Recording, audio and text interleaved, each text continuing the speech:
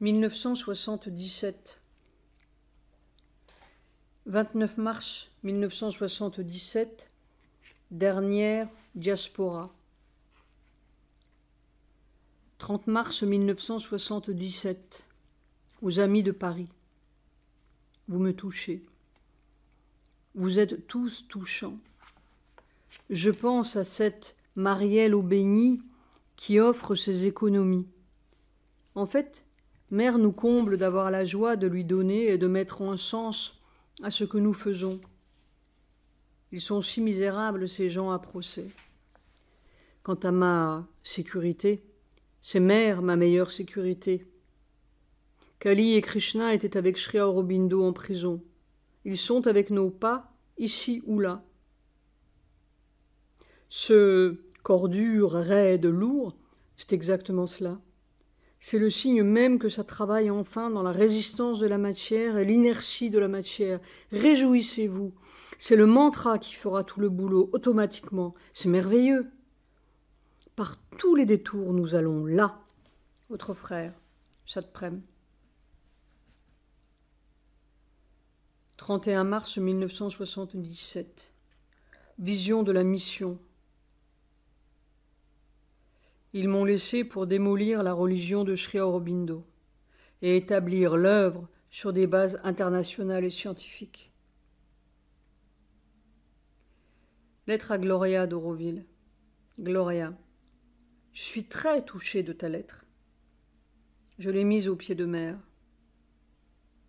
Nous marchons et luttons ensemble et prions ensemble pour le nouveau monde. Le mantra unira nos corps et nos cellules en dépit de tout ce que nous pensons et en dépit de toutes les divisions apparentes. C'est cela qui dissoudra les fantômes en nous et autour de nous. Alors seulement Mère coulera à travers nous, vibrera à travers nous, et qu'est-ce qui peut toucher ça? Avec beaucoup d'amour, pour vous deux, Satprem. 6 avril 1977. Sortie du livre de Mère en France. Où m'enfuir? Note de bas de page, Mère ou le matérialisme divin, chez Robert Laffont. 12 avril 1977. À Micheline. Vous avez dû, je l'espère, recevoir mon trésor, parti subitement, poussé par je ne sais quoi. Tout a l'air de pousser par là-bas. Le reste est dispersé en sécurité. Maintenant, ils peuvent venir. Mais peut-être ces actes en soi ont-ils créé des circonstances nécessaires pour qu'ils ne soient plus tentés de venir, je ne sais pas. Sujata et moi, nous sommes fatigués, mais indomptables. Gardez le silence sur mon trésor. Et puis j'ai reçu le livre, un livre de l'ashram sur Mère. C'est une aberration.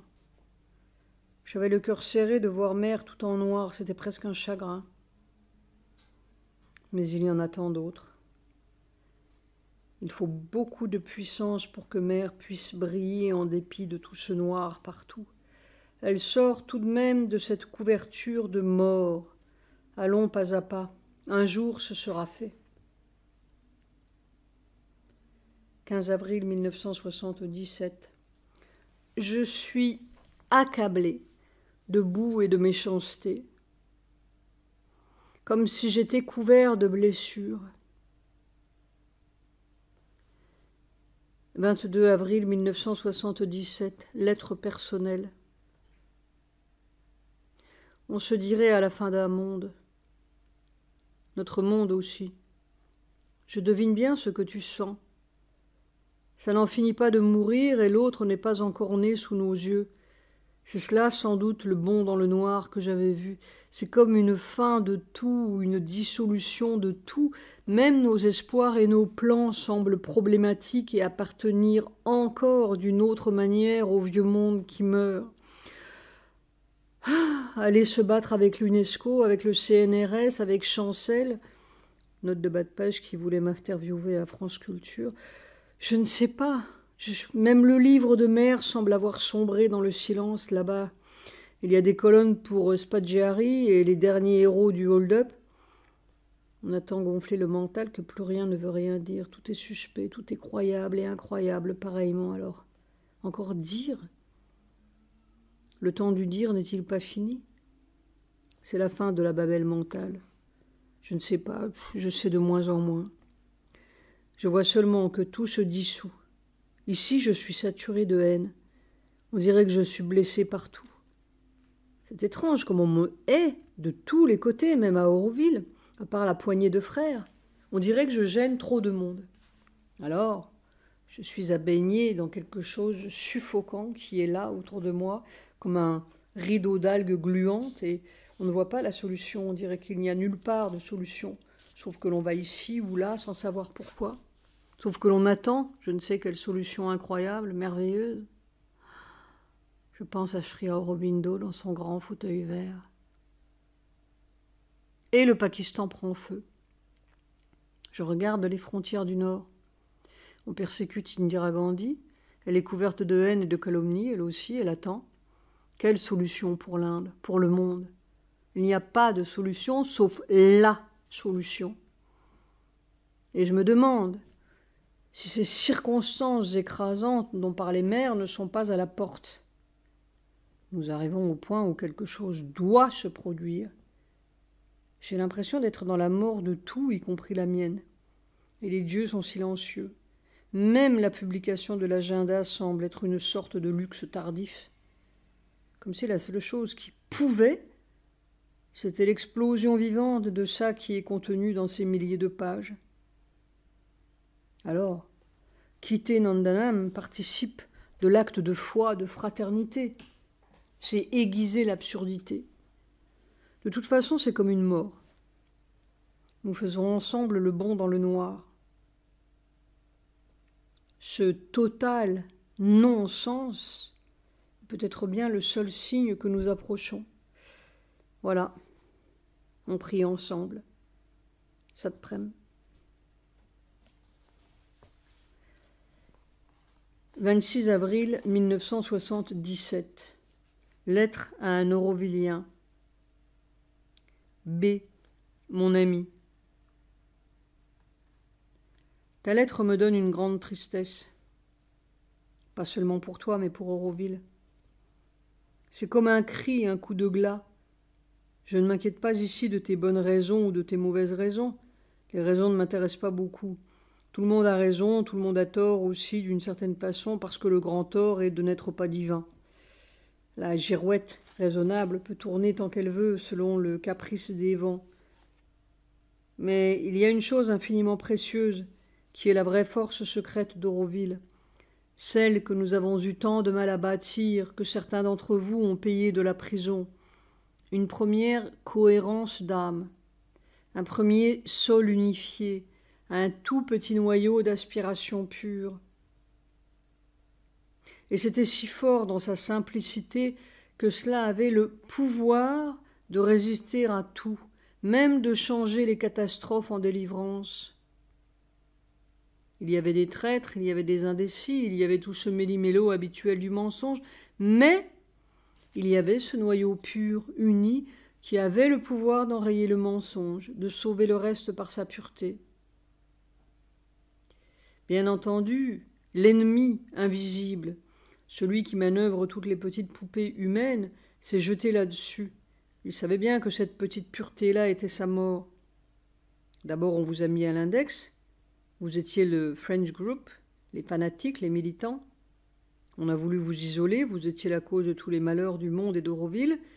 Vous empêchiez l'unité des Aurovilliens. Je ne sais quel péché vous n'aviez pas commis.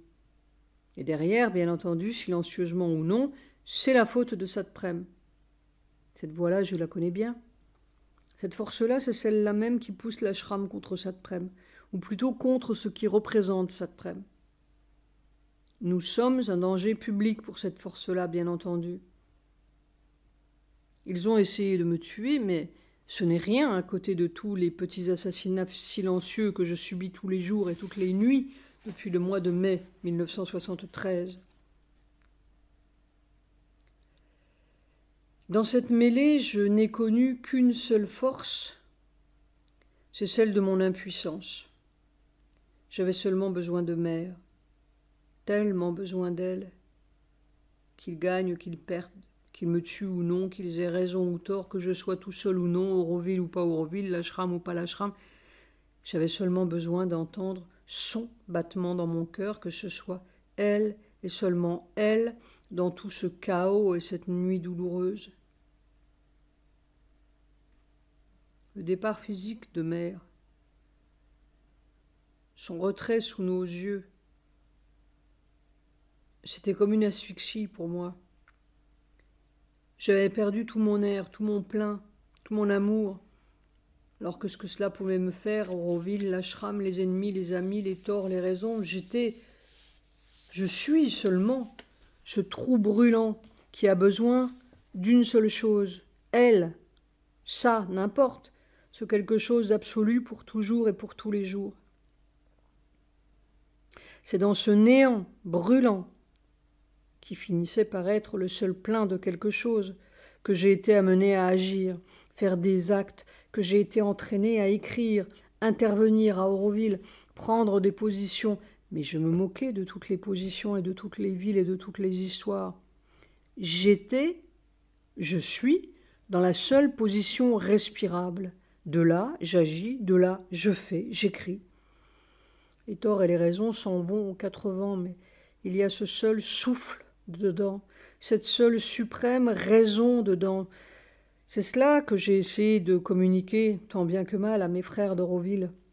Partout où je rencontrais une lueur d'aspiration, une étincelle de vrai besoin, parce que je savais, je sentais, je vivais que c'était le seul pouvoir dans la grande nuit, la seule raison de tout ce non-sens étranglant. Je me suis penché sur vous comme au milieu de la grande noyade. On a dit que je voulais être le gourou de ceci, le gourou de cela. On a travesti tous mes actes, toutes mes paroles. Je voyais seulement cette grande noyade, je voyais seulement cette grande pitié. Tout allait-il être emporté dans la nuit? Quelques-uns ont répondu, ici, là. Un petit noyau s'est ressaisi, a compris le grand enjeu. Nous étions seuls au milieu de forces formidables qui, depuis des millénaires, ont déjoué tous les prophètes, tous les avatars, toutes les crucifixions. Est-ce que ça allait recommencer une fois de plus? Encore une église? Encore des raisons triomphantes? Encore de la pourriture, de l'argent? Et plus ce noyau se formait, plus il était attaqué à l'intérieur même d'Auroville. Et maintenant, ce que ni Nava ni les hostilités d'Auroville n'ont pu faire du dehors, l'ennemi est en train de le faire du dedans. On vous casse, on vous désagrège, on vous pourrit et vous jette aux 4 vents des excellentes raisons de ceci ou de cela, de celui-ci ou de celui-là. Mais en vérité, c'est la seule raison de casser à tout prix cette première cohérence, ce tout petit noyau d'aspiration unie, cette seule petite pureté de quelques cœurs ensemble qui est le seul pouvoir d'Auroville, le seul espoir d'Auroville, le seul salut dans cette grande noyade. Alors, B a raison de cette façon-ci et A a raison de cette façon-là. Et d'autres et tous les autres sont bourrés d'égale raison. Mais vous êtes foutus. Vous avez lâché le seul trésor, l'imperceptible chose qui faisait que ça tenait tête à tout. Vous avez perdu votre miracle. Allez-vous vraiment le perdre? Faudra-t-il une fois de plus qu'Auroville descende dans la nuit et mérite la dure leçon? Alors, tu as peut-être raison de vouloir faire le pont avec la Greenbelt d'Auroville, de vouloir les empêcher de basculer de l'autre côté. Tout cela est très bien. Mais si tu ne peux même pas t'entendre avec tes frères immédiats, si tu ne peux même pas boucher la crevasse sous tes propres pas, si l'abîme se creuse entre toi et ceux qui partageaient la même aspiration, quel pont vas-tu jeter là-bas? Quelle semence pure? Quel ciment indestructible? Si tu ne combles pas le trou ici, tu ne le combleras nulle part. L'autre côté a déjà commencé à fendre ta propre maison. Tu me diras que ce sont les autres qui t'ont excommunié. C'est possible. Mais moi, je regarde le cœur navré, votre seul pouvoir et votre seul miracle qui partent à volo. Je regarde la grande nuit qui monte sur la terre de plus en plus, et je me demande qui a compris cette prime. Ceci ne s'adresse pas spécialement à toi, mais à tous mes frères là-haut. C'est tellement l'heure d'être frères.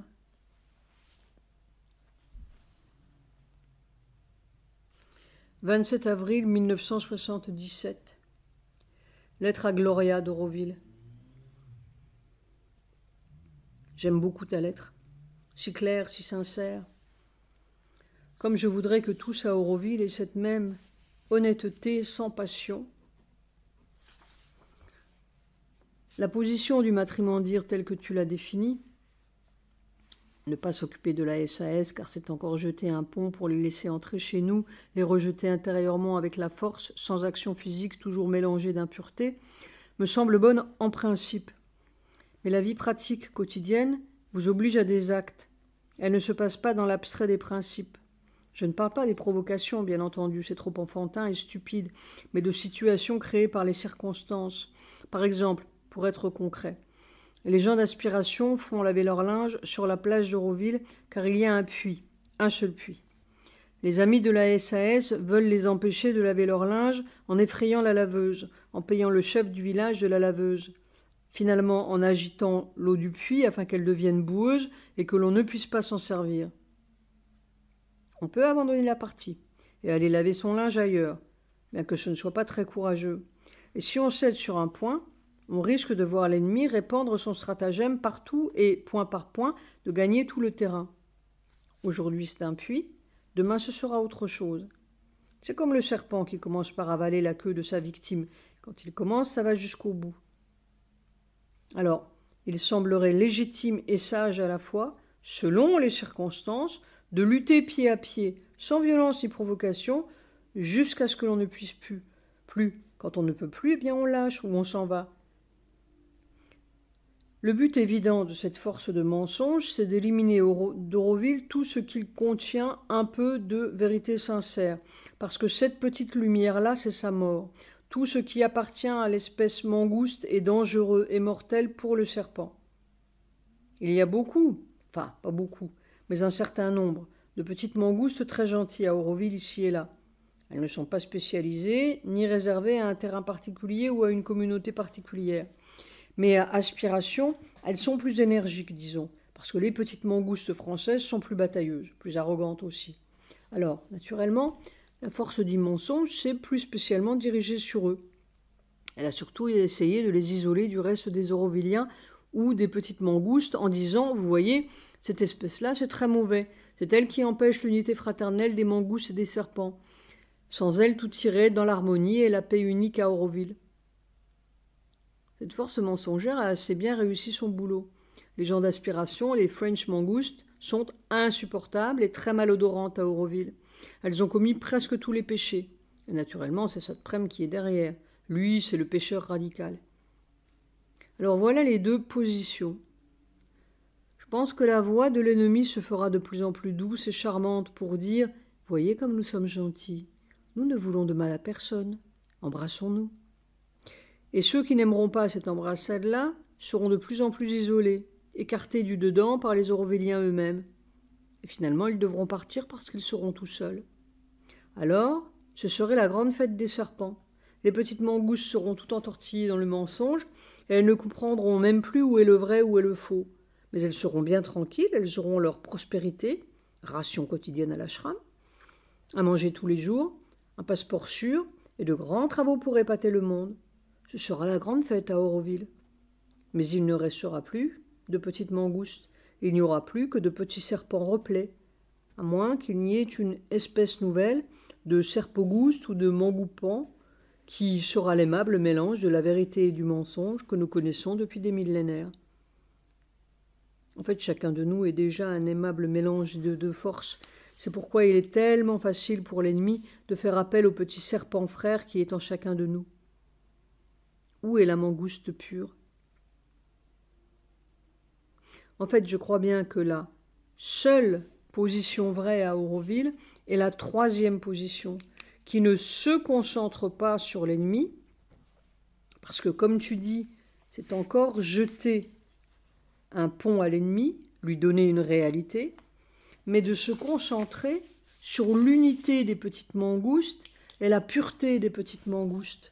Leur vie dépend de cette unité et de cette pureté, beaucoup plus que de leur agressivité et de leur aptitude à la bataille. La première nécessité serait donc de réunir les French mangoustes, les German mangoustes, les matrimandières mangoustes en un seul corps de mangoustes. Puis la pureté, c'est dire le mantra qui fait la pureté. Mais cette troisième position, essentiellement intérieure, ne doit pas faire oublier les nécessités pratiques de la vie quotidienne et de la bataille quotidienne pour ne pas se laisser avaler point par point. Quelles que soient les erreurs d'action de celui-ci ou de celui-là, la plupart du temps, ce sont seulement des erreurs de parole. Il ne faut pas mettre un groupe de mangoustes à l'écart parce que cela, c'est notre mort. C'est là-dessus que joue l'ennemi. C'est simple et facile à comprendre. En fait, on essaye de mettre des idéologies ou des philosophies face à face. Mais le fait brutal, réel, c'est que l'on essaye de faire s'entretuer les petites mangoustes. Maintenant, pour reprendre les problèmes que tu soulèves en citant mère dans l'espèce nouvelle, et c'est justement l'erreur mentale de vouloir choisir une chose et d'en rejeter une autre, toutes les choses doivent être ensemble, ce qu'on appelle bien, ce qu'on appelle mal, ce qu'on appelle bon, ce qu'on appelle mauvais, ce qui vous semble plaisant et qui vous semble déplaisant, tout cela doit être ensemble. Le rejet de l'un et l'acceptation de l'autre, c'est un enfantillage, c'est une ignorance. Fin de la citation. Mère ne fait jamais de philosophie. Il n'y a pas d'être plus pratique au monde que Mère. Tout, pour elle, est un moyen d'action, de progrès. Or, il n'y a aucun doute que le cancer et la mort sont très utiles pour éveiller chez l'homme la nécessité de trouver le moyen de guérir du cancer ou la cause du cancer et de guérir la mort ou la cause de la mort. Cela ne veut pas dire qu'il faut embrasser le cancer et la mort. Cela veut dire qu'il faut trouver dans le cancer et la mort ce qui peut dépasser et surmonter le mal. Le changer en une troisième chose qui ne sera plus ni notre faux bien et nos faux remèdes, ni cette apparence de mal et son éternelle domination. Il est certain que la SAS a beaucoup aidé les Aurovilliens à trouver leur centre vrai, la nécessité de trouver la position vraie qui sauvera du désastre. Sans eux, nous serions restés dans une médiocrité spirituelle et bien élevée. Grâce à eux, nous sommes contraints, obligés de trouver la solution vraie, celle qui aura le pouvoir. Ce n'est donc pas une invitation à embrasser Nava, mais à arracher à l'ennemi même la force qui nous aidera à grandir. Mère n'a jamais accepté la mort, mais au milieu même des milliers de petites morts que lui infligeaient ses charmants disciples, elle a cherché le secret pratique de l'immortalité grâce à cette mort même. Donc, nos charmantes petites mangoustes, soi-disant spirituelles, n'ont pas besoin d'aller se jeter dans la gueule du serpent, mais de développer en elles la force de se changer en une super mangouste ou en une autre espèce, qui dépassera à la fois les médiocrités spirituelles et les méchancetés du serpent. Une troisième position, justement, où plus rien ne pourra les toucher. Une vie nouvelle, une espèce nouvelle, qui ne sera pas les serpogoustes ni les mangoupans, mais autre chose que nous ne connaissons pas encore. Ce qui reste vrai aussi, c'est que les serpents aussi, s'ils ont une étincelle de sincérité, peuvent également profiter de l'opposition de leur ennemi, les mangoustes, pour changer eux aussi leur sac de venin, non pas en un sac de bienfaisance, qui serait seulement l'envers de leur venin, mais en quelque chose d'autre, peut-être une troisième position, un sac d'ambroisie ou de nectar.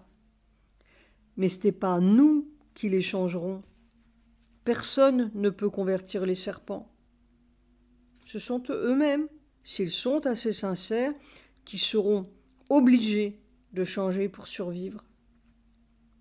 C'est-à-dire que plus la mangouste sera pure en voie de transformation, plus sa simple présence pure obligera le serpent à se transformer lui-même ou à mourir.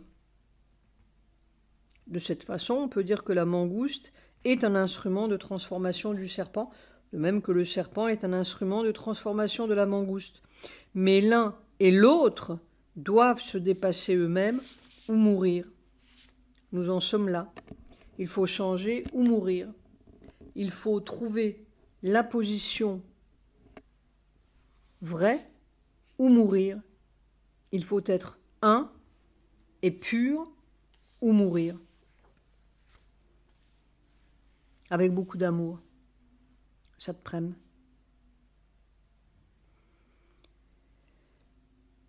30 avril 1977. Premier article sur le livre de mer, nouvelle littéraire. Titre Ashram & Co. Mon Dieu. 3 mai 1977. Lettre personnelle. Je viens de recevoir une lettre très gentille de Huguette Raymond chez Lafont. Copie 6 juin. On dirait que la grâce veut nous aider à sortir de cette triste histoire avec Baroun qui m'a fait toucher les bas-fonds. C'était utile, mais je respirerais mieux sans. Et puis cette ironie du sort. Je reçois le premier article, 5 lignes, sur mer, dans les nouvelles littéraires, intitulé Ashram & Co. Sick. Comme une claque. Et simultanément la publicité de Lafont dans le Figaro littéraire, la substance de l'enseignement de mer et de Sri Aurobindo à l'ashram de Pondichéry. Je ne sais pas quand on arrivera à décoller mer de cette boîte postale, mais il va falloir sérieusement triturer ça. Ce voyage en France est très nécessaire. Il faut mondialiser, entre guillemets, mer. En attendant, le panier de crabes grouillote à Auroville comme à Pondichéry. R a eu une vision très symbolique ces jours-ci. Un grand arbre renversé, d'où sortait tout un grouillement de scorpions et de serpents. C'est exactement l'arbre d'Auroville qu'on est en train de secouer afin d'en faire sortir tous les petits dacius. Donc, en fait, le nettoyage. Seigneur, quand aurons-nous fini de nettoyer ces trous boueux? On dirait que c'est sans fin et innombrable. Si tu savais les lettres que je reçois, je crois entendre la voix de mère, on dirait qu'elle me fait faire tout son chemin au galop. Le voyage en France, tu es bien gentil de penser au coup de massue qui nous guette. Je le connais bien.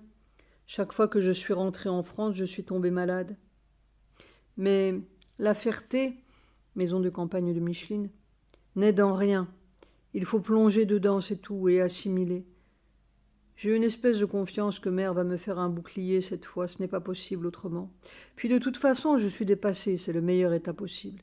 Je suis complètement nul, de plus en plus nul et aveugle. Il faudra bien qu'elle fasse si elle veut que ça se fasse. Je ne vois rien, mais j'ai le sentiment d'une nouvelle courbe, pour tout le monde. On va marcher, c'est sûr.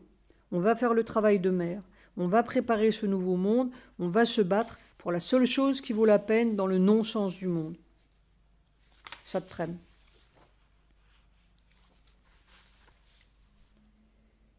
« 5 mai 1977.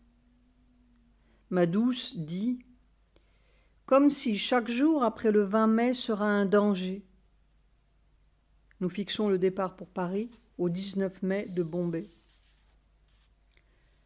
8 mai 1977, à Micheline. Oui, c'est à la fois très chaud et impersonnel, et dans cette impersonnalité, il y a un amour clair, tranquille, d'autant plus vaste qu'il n'y a pas de nœud d'ego pour l'étrangler. Ça commence, c'est commencé, on y va, on entre dedans. J'ai très fort l'impression qu'il se prépare des choses capitales et que tout dépend de la capacité d'entrer dans cette lumière ou de la supporter. Il y a ceux qui ne pourront pas.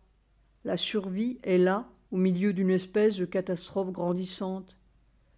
Mais c'est seulement la catastrophe du mental. La Babel devient si folle qu'un jour, brusquement, ce sera irréversible. Tout tombera des mains dans quelque chose qui sera à la frontière de la folie et du rire merveilleux. Juste une petite frontière, mais on sera de ce côté-là ou de l'autre. On se prépare à ça, ou plutôt on nous prépare. Le mantra de Pierre, c'est vraiment lui qui doit trouver ou sentir la réponse. Je crois que Mère pénètre de toute façon, sous n'importe quel prétexte et par n'importe quel moyen, si seulement il y a un petit trou dans la carapace, une faille. Par n'importe quel moyen choisi, disait Sri Aurobindo. À Paris, je vous ferai entendre Mère répétant son mantra 2 semaines avant notre dernière entrevue. Alors pour moi, c'est simple. Nous l'avons répété si souvent ensemble. C'est plein d'elle pour moi. Cela peut se traduire très simplement. Je te salue, Seigneur suprême. Voilà. Je te salue, Seigneur suprême, Seigneur suprême. C'est tout. Avec amour, ça te prenne.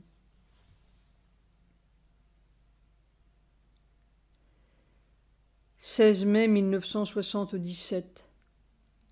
Furtivement, je vais dans la chambre de Sri Aurobindo poser mon front sur le bras de son fauteuil. 19 mai 1977, arrivé à Paris.